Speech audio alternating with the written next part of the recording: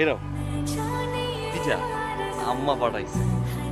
জানোই তো যে আম্মা কেমন করে তোমার কথা বলে। একটু দিবা? কেন? দাও না। আমি যাই। হ্যাঁ, আচ্ছা দাও। ইস, আমার বয়ফ্রেন্ডটা যদি জাভেদ ভাইয়ের মতো হতো। আমি আছি বিপদের মধ্যে, ঝামেলার মধ্যে, আর তুই ফাঁসলামি করছিস আমার সাথে। ও মা, তুমি একসাথে দুই নৌকা পা দিচ্ছ আর আমি কিছু বললেই দোষ। আপনি এখানে এসে আমরা কি করতেছেন? আমি তোরাই ধরছো কেন? তুমি পাল্টাই গেছো। শুনো, আমার না এখন পড়তে বসতে হবে, অনেক পড়া আছে। নুরির সাথে আপনার সম্পর্কটা কি? আরে মেয়ে আমার প্রেমিকা। এটা আপনি কি বললেন?